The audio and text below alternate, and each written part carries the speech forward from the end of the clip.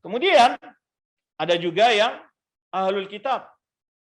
Ya, mereka juga kekufuran mereka berbeda-beda sisinya. Ada yang mereka masih bertauhid tapi tidak mau masuk kepada Islam dengan agama yang dibawa Rasulullah SAW.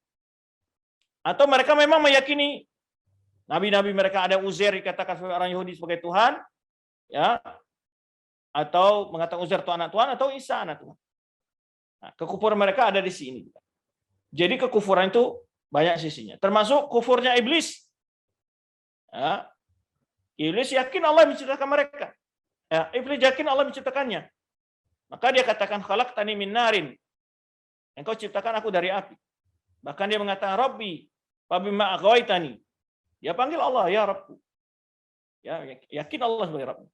Tapi dia adalah orang yang iblis adalah yang paling kufur kepada Allah Subhanahu wa taala. Taib. Jadi keyakinan Allah, meyakini Allah sebagai pencipta, Rabb yang menghidupkannya, matikannya, memberi rezeki, itu belum memasukkan seseorang ke dalam tauhid atau ke dalam Islam. Mana dalil bahwa orang musyrikin meyakini Allah sebagai pencipta mereka? Tadi sudah kita sebutkan surat Zukhruf ayat 87. Wala in sa'altahum man khalaqahum la yaquluna Allah. Jika engkau bertanya kepada mereka siapa yang menciptakan mereka, semua mereka akan jawab Allah. Benar jawaban mereka. Kalau seandainya tauhid itu hanya meyakini Allah sebagai pencipta, tentu orang musyrikin tidak disebut musyrik. Wala in sa'altahum man khalaqas samawati wal ard la yaquluna khalaqahunnal azizul alim. Jika engkau bertanya kepada mereka siapa yang menciptakan langit dan bumi, semua mereka akan menjawab yang menciptakan semua itu adalah Zat yang Maha Kuasa lagi Maha mengetahui, Al-Azizul Alim. Allah yang Maha Kuasa lagi Maha mengetahui. Jawaban mereka. Ya. Siapa yang menciptakan mereka? Siapa yang menciptakan langit dan bumi? Tentu apa yang ada di langit, apa yang ada di bumi. Qul may yarzuqu minas sama' wal ard. Katakan lagi. Ya, kalau yang tadi wala in sa'alta man khalaqas samawati wal arda la yaqulun khalaqahunna al-azizul alim, itu surat Zukhruf ayat 9. Ya. Dan juga ayat yang mirip dengan ayat ini juga dalam surat Luqman ayat 25. Wala in sa'altahum man khalaqas samawati wal arda la yaqulun Allah. Jika engkau bertanya kepada mereka siapa yang menciptakan langit dan bumi, mereka jawab Allah. Kemudian dalam surat Yunus ayat 31. Qul, Allah katakan kepada Nabi sallallahu alaihi wasallam, ya, katakan kepada mereka, tanyakan kepada mereka. Mayarzuqukum minas sama wal ard. Siapa yang memberi rezeki kalian dari langit dan bumi? Amayalikum sama wal absar. Siapa yang memberi kalian siapa yang memiliki pendengaran penglihatan yang telah memberi kalian mendengar melihat? Wa may yukhrijul hayya minal maiti. Siapa yang mengeluarkan makhluk hidup dari yang mati? Wa yukhrijul maita minal hayy, dan mati dari yang hidup. Wa may yudabbirul amra. Siapa yang mengatur segala urusan ini, makhluk ini? Fasakulunallah, mereka jawab Allah. Taib. Kalau sekedar meyakini Allah sebagai pencipta, makna dari tauhid tentulah orang-orang musyrikin adalah orang-orang telah bertauhid. Karena ayat ini menyatakan mereka meyakini Allah sebagai pencipta yang berezeki mereka dari langit dan bumi. Yang menciptakan mereka, menciptakan langit dan bumi. Bahkan mereka juga beribadah kepada Allah. Cuman ibadah mereka dicampur oleh kesyirikan. Maka Allah kisahkan ketika mereka kalau sudah dalam kondisi yang genting, dalam kondisi yang sangat berbahaya, mereka tidak menyeru selain Allah. Justru mereka meminta kepada Allah semata. Sebenarnya Allah sebutkan dalam firman-Nya, "Fa-idza raqibu fil fulki da'awallaha mukhlishina lahu-din."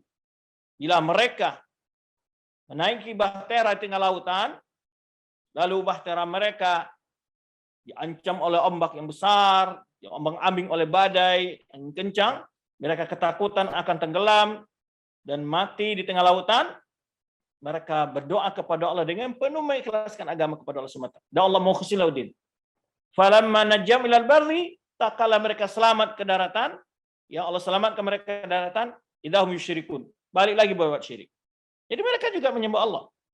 Bahkan pernah seorang sahabat tanya Rasulullah SAW, kan ilahan ta'bud. Ya, bukan oleh sahabat. Berapa Tuhan yang kau sembah? 7. Sittatu fil ard wa wahidan, ya, wahidun fis sama. 6 di bumi, 1 di langit. Lalu ditanya, mana yang kamu harap ketika kamu sudah mengharap sesuatu yang kamu inginkan, besar harapan terhadap mendapatkan sesuatu, atau besar ketakutanmu untuk bertanda dari sesuatu, mana yang kamu tuju? Allati fis sama, katanya, yang di langit. Nah, ini menunjukkan bahwa mereka juga memiliki Allah itu yang memberikan mereka kebaikan, menyelamatkan mereka dari keburukan. Maka mereka berdoa semoga ikhlas kepada Allah Subhanahu wa taala. Tapi mereka mencampur ibadah mereka dengan kesyirikan. Wa hadza katsirun fil Quran, penjelasan tentang hal ini ya, ayat-ayat yang semakna dengan ayat tadi, pengakuan orang musyrikin yang menghidupkan, mematikan, beri rezeki, ya, yang menciptakan makhluk, yang mengeluarkan makhluk hidup dari yang mati, dan mati dan hidup. Jadi kan disebutkan, ya, yang memberikan pendengaran, penglihatan, yang mengatur semua urusan makhluk ini. Ayat-ayat yang semakna dengan hal ini sungguh banyak sekali yang Al-Quran Karim. Barang siapa yang memahami bahwa tauhid itu hanya sekedar mengakui tentang adanya Allah, tentang adanya Tuhan, atau sekedar mengakui bahwa Allah itu adalah yang menciptakan, yang mengatur segala urusan alam ini, ya, dan mencukupkan atas hal ini saja, dalam macam bentuk tauhid ini saja, lam yakun arifan hakikat, maka orang ini belum tahu tentang hakikat tauhid yang Allah mengutus para rasulnya untuk menegakkannya, atau tauhid yang dibawa oleh para rasul. Karena para rasul, semua rasul mendakwahkan tauhid uluhiyah kepada umatnya.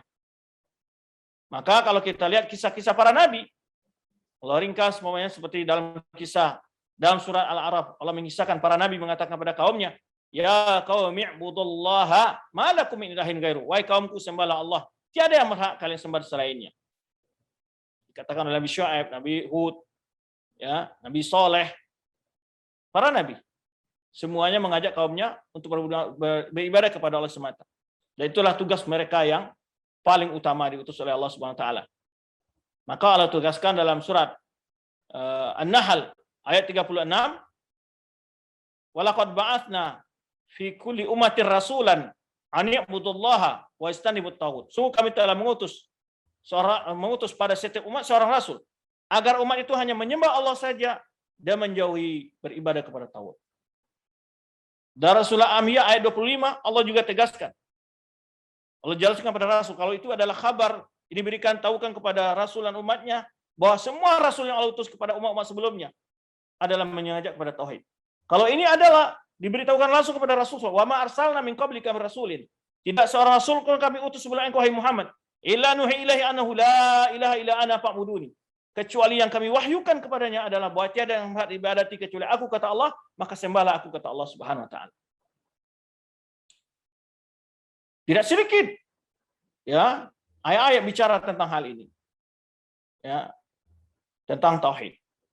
Oleh sebab itu, pokok dari dakwah yang benar adalah tauhid. Tapi kalau hanya melarang dari riba, mengajak pada akhlak yang baik, itu semua agama juga mengajak pada akhlak yang baik sebenarnya. Ya, semua agama. Hatta agama yang batil juga mengajak ibadah yang tidak akan bisa diterima apapun bentuk kesolehan yang lain kecuali dengan tauhid tadi. Nah, di betapa banyaknya amal soleh tidak akan ada nilai di hadapan Allah kalau tidak orang tersebut ya memiliki tauhid yang benar. Maka akan dijadikan amalannya bagai debu yang berterbang kelak di akhirat. Wa qadimna ila ma amilu min amalin faj'alnu haba'an mansura. Kami perlihatkan amal yang telah melakukan dunia, lalu amal itu dijadikan debu yang berterbangan, seperti debu yang berterbangan. Bahkan Allah sebutkan walau asyraku lahaybita anhum ma kanu ya'malun. Mereka buat syirik, batal semua amalan mereka. Walaqad uhiya ilaika wa ilal ladzina min qablika la in asyrakta la yahbatanna 'amaluk. Telah diwahyukan kepada engkau dan kepada orang-orang sebelum engkau. Jika engkau jatuh ke dalam kesyirikan, batal semua amalmu. Jadi sini tidak ada alasan. Jadi kalau ayat ini dikatakan kepada Rasulullah SAW, pada Rasulullah SAW adalah semua nabi adalah maksum jatuh kepada kesyirikan, tapi ayat ini mukhatabahnya ya diarahkan kepada Rasul untuk menjelaskan kepada umat ini betapapun solehnya seseorang, walaupun dia seorang Rasul, jika terjatuh ke dalam kesyirikan, batal amalannya. Itu kalau takdirlah kalau seandainya itu bisa terjadi. Tapi kan para nabi dan Rasul tidak mungkin jatuh ke dalam kesyirikan. Cuman Allah ingin menegaskan di sini, walau bagaimanapun sesoleh-solehnya orang, kalau jatuh kepada kesyirikan, batal semua amalannya. Baik. Kemudian li'annahu waqafa 'indal malzum. Kalau orang hanya meyakini tauhid rububiyah saja, hanya sampai sesuatu yang dilazimkan dan meninggalkan sesuatu yang melazimkan. Ya. Dan hanya berhenti sampai dalil dan tidak sampai pada yang ditunjukkan. Hanya sampai pada seputar dalil saja, tapi ibarat ada petunjuk jalan, dia sampai berhenti sampai di petunjuk, tapi tidak mengikuti sampai ke tujuan, yaitu yang diarahkan oleh Allah, yang Allah berikan rambu-rambu tentang dia yang saja yang berhak diibadati dengan melalui tauhid uluhiyah, rububiyah. Ditunjukkan kemahakuasaan Allah dari berbagai segi untuk menunjukkan bahwa Allah saja yang berhak disembah. Tapi mereka hanya berhenti sampai tauhid rububiyah dan tidak melanjutkan perjalanan mereka menyempurnakan keimanan mereka dengan tauhid uluhiyah. Baik. Di antara kekhususan tauhid uluhiyah adalah al-kamal mutlak min jami'il wujuh. Kesempurnaan yang mutlak dari sebagai sisi. Alladzi naqsa ala naqsa fi biwajh min wujuh, yang tidak ada sedikit pun kekurangan dari sisi manapun dari berbagai sisi. Dan ini mewajibkan ayakunal ibadah. Dan ini mewajibkan bahwa ibadah semuanya adalah milik Allah semata. Pengagungan, ya, ta'zim wal ijlal. Ini dalam bahasa kita sama artinya. Pengagungan, ya, ijlal juga pengagungan artinya.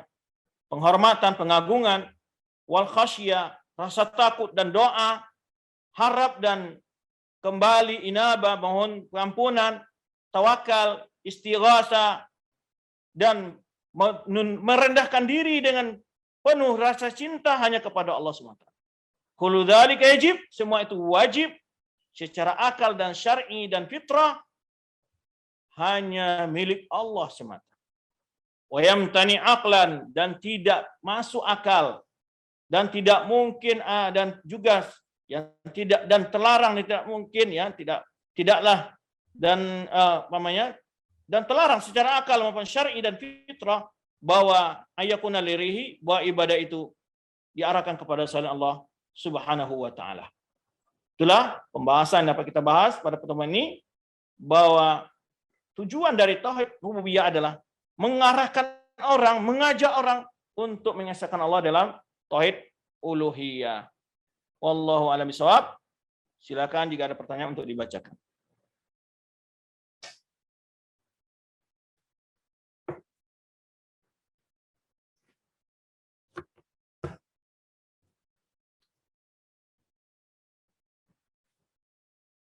Bagaimana Pak Marento, ada pertanyaan?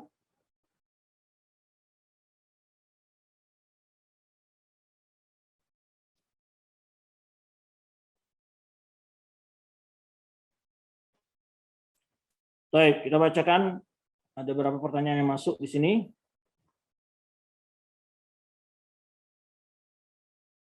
Jimat atau pemberian orang dukun yang sudah ditanam di dalam tanah, kemudian di atasnya dibangun rumah. Bagaimana cara untuk membuangnya dan cara untuk bertobat dari perbuatan tersebut? Membuangnya jika tahu tempatnya dibuang. Kalau tidak ya sudah. Ya, tidak masalah. Ya, yang penting tidak percaya lagi, tidak meyakini, tobat, jangan percaya kepada jimat, ya. Kemudian ya, meyakini bahwa sesuatu yang diberikan oleh dukun itu tidak akan dapat memberikan kebaikan dan keburukan pada kita. Ya, jimat atau seorang dukun yang sudah ditanam dari dalam tanah kemudian di atas dibangun rumah. Kalau memang posisinya memungkinkan untuk dibuang, dibuang. Jika tidak ya sudah. Sering aja dibaca ayat kursi dan seterusnya di situ. Ya, di rumahnya baca Al-Qur'an surah Al-Baqarah. Baik. Cara bertobat dari perbuatan tersebut tadi kita jelaskan, tinggalkan perbuatan itu dan keyakinan yang biasa diyakini tentang hal itu ditinggalkan.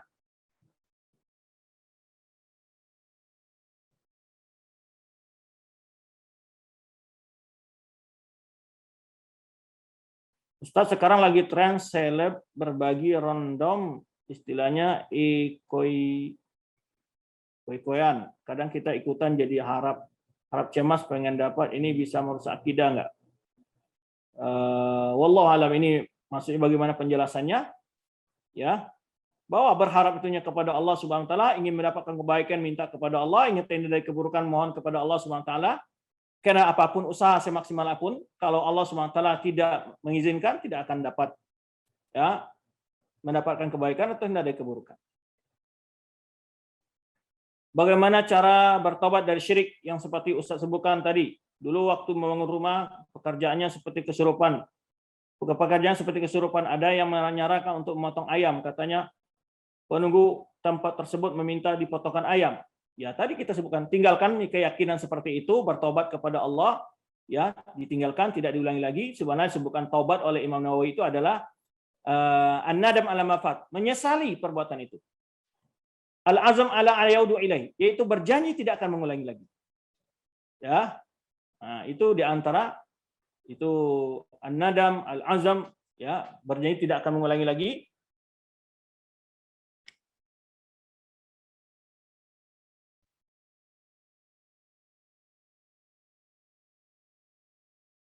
Yang berikutnya, apakah seseorang disebut melakukan kesyirikan jika pernah mencium batu nisan dan berdoa di kuburan orang tersebut melakukan hal itu karena masih awam? Lantas perlukah bersyahadat ulang? Baik. Pertama, mencium batu nisan apa tujuannya? Jika tujuannya mengambil berkah, meminta kepada orang dalam kuburan, ini syirik. Ya. I'tiqadnya apa kepada batu nisan itu? Kalau batu nisan itu tulisan kuburan yang dianggap keramat oleh orang, umpamanya, ya. Kuburan dikeramatkan orang, karena kuburan itu tidak ada yang keramat. Yang menganggap kuburan-kuburan keramat itulah paham orang Yahudi dan Nasrani, yang mereka dahulu mengagungkan kuburan nabi-nabi mereka, lalu mereka beribadah di sana dengan alasan bahwa kuburan itu punya berkah, keramat, dan semacamnya. Ittakhadhu qubur anbiya'ihim masajid. La'natullah 'alal yahudi wan nasara ittakhadhu qubur anbiya'ihim masajid. Laknat Allah atas Yahudi dan Nasrani yang menjadi kuburan nabi mereka sebagai tempat untuk beribadah. Ini hadis ini disampaikan Rasulullah SAW 5 hari sebelum beliau wafat. Baik. Jadi kemudian berdoa di kuburan. Berdoa ke kuburan maksudnya apa? Ada dua bentuk. Jika dia berdoa kepada Allah, namun meyakini dari Allah akan cepat mengabulkan doa jika berdoa di kuburan, ini keyakinan yang bid'ah. Ya, khurafat. Tidak syirik karena dia minta kepada Allah. Tapi bila dia meminta kepada Allah orang kubur, ya ini yang syirik. Atau dia bertawasul dengan tawasul yang bunyinya, ya Allah, tolong kabulkan doaku berkat kuburan ini, berkat orang dalam kubur ini. Kalau ini dia adalah berdoa kepada Allah, tetapi tawasulnya tawasul yang khurafat, yang bid'ah, yang tidak boleh dilakukan. Tapi bila dia meminta kepada orang dalam kubur, ya Kiai tolong lunasi kredit rumah saya, sembuhkan penyakit anak saya, ini jelas syirik. Lantas perlu bersyahadat. Tobat saja, ya, bertobat sepenuhnya kepada Allah tadi, menyesali, tidak akan melakukan lagi, berjanji tidak akan mengulangi lagi, ya.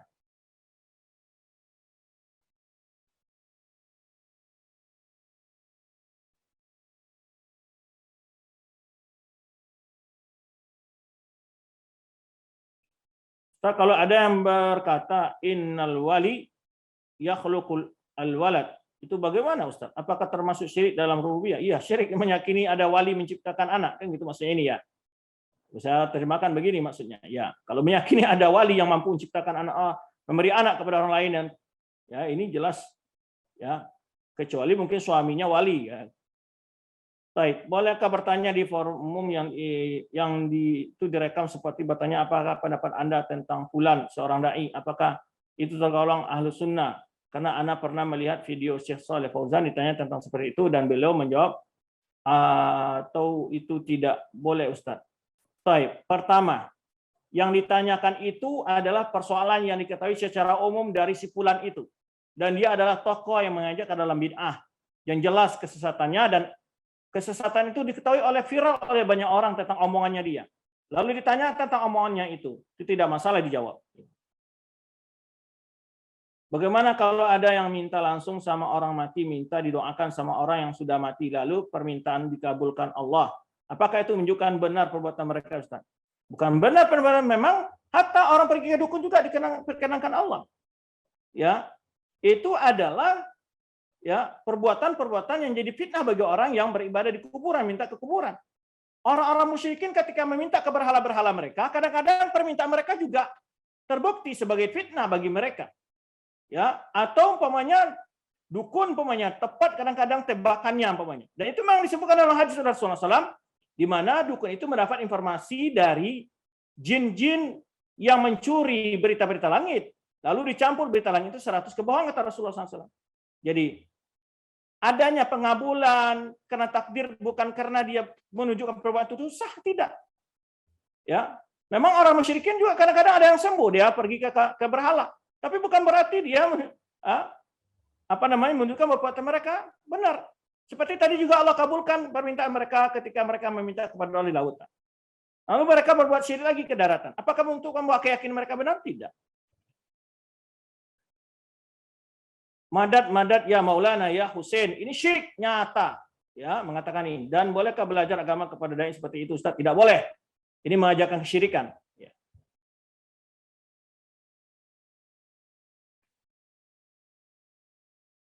Ketika saya membaca buku contoh kitab Ustaz, sering kali Syekh menulis mendoakan untuk membaca kitabnya. Apakah termasuk syirik ketika saya membaca doa dalam buku tersebut?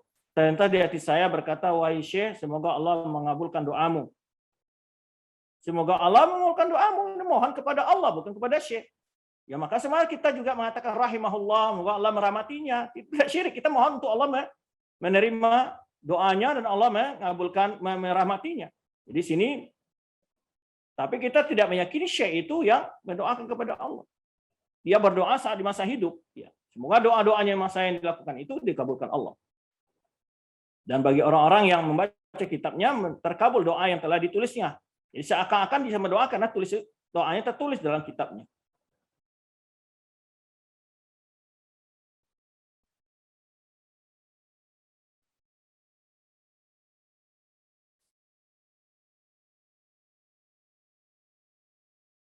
Mengapa Allah tidak memberikan hidayah kepada orang yang fasik? Innallaha la yas'alu ma yaf'alu wa hum yas'alun. Allah tidak ditanya tentang apa yang Allah lakukan dan mereka lah yang akan ditanya. Karena Allah dalam segala ketentuan Allah memiliki hikmah. Kalau begitu kenapa Allah ciptakan iblis? Kenapa tidak jadikan manusia ini semua beriman, bertakwa? Kan gitu pertanyaannya. Allah Subhanahu wa taala dalam segala perbuatannya adalah benar dan hak. Allah telah mentakdirkan segala sesuatu karena ilmu Allah telah menguasai segala bagaimana apa yang terjadi pada makhluk itu. Maka Allah telah menetapkan hal itu semua di Lauh Mahfuz. Ya, bukan Allah menzalimi mereka. Dan Allah tidak menunjuki karena adanya hikmah, adanya Fir'aun, adanya iblis, adanya setan segala macam, ada hikmah di balik itu. Maka segala hal ini yang Allah ciptakan penuh dengan hikmah. Itu adalah iradah kauniyah Allah Subhanahu wa taala. Ya. Bagaimana hukumnya memakai gelang atau kalung yang katanya ada unsur kesehatan? Meyakini hal itu dapat menyembuhkan bagian dari kesyirikan. Meyakini sebagai sebab, kalau memang itu adalah bukti secara kesehatan medis, beda lagi. Seperti umpamanya kita minum Panadol, melalui dengan minum ini Allah sembuhkan dengan itu umpamanya, karena ada unsur misalnya. Itu tidak syirik. Ya, karena kita melakukan sebab. Tapi hal-hal yang mistis diyakini, yang sama sekali tidak ada apanya. Ya, pakai cincin ini insya Allah enggak kebal ini, kebal itu. Nah, ini bagian dari bentuk kesyirikan. Baik, demikian pertanyaan melalui WA telah kita jawab. Jika ada pertanyaan dari Pak Marianto, Masjid Jamaah Masjid Al Hasanah. Ada pertanyaan, Pak Marianto?